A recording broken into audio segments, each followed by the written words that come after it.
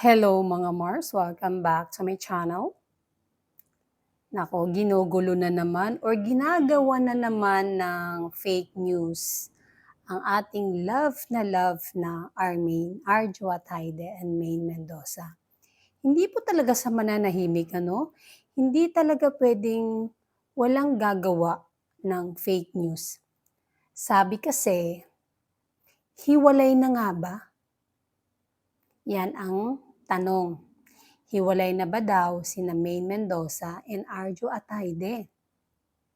May mga comment kasi na ganito, sabi, posible, walang post si Maine sa IG na kasama si Arjo nung birthday niya. May gulay.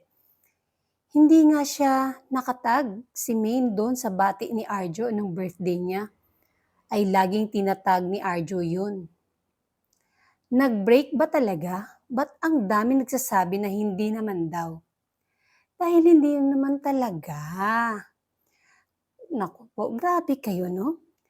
Sina Arjo and Maine Mendoza ay magtatatlong taon na kasal ngayong July 28, 2026. Diba?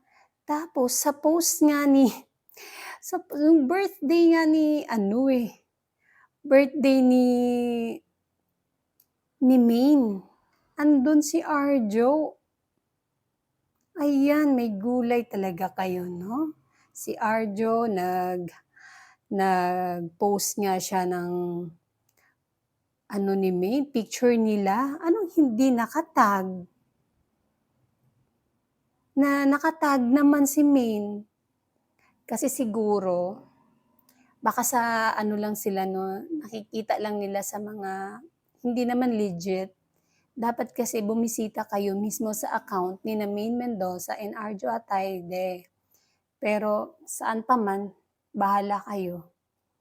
Kasi kahit ano at ang sabihin namin na nagmamahal sa Armin, na hindi totoo yung mga pinaniniwalaan nyo at naniniwala kayo doon sa mga fake news, bahala kayo. Ganito po ka-close at hindi pwedeng tibagin ang Armin. Alam niyo po yan?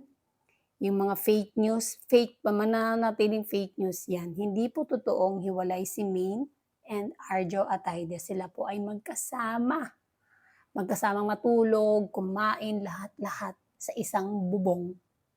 At sa katunayan nga, magtatatlong taon na silang kasal. Dahil ikinasal sila noong 2023. 23, 24, 25, 26. July 28, 2026, 3 years na po silang kasal.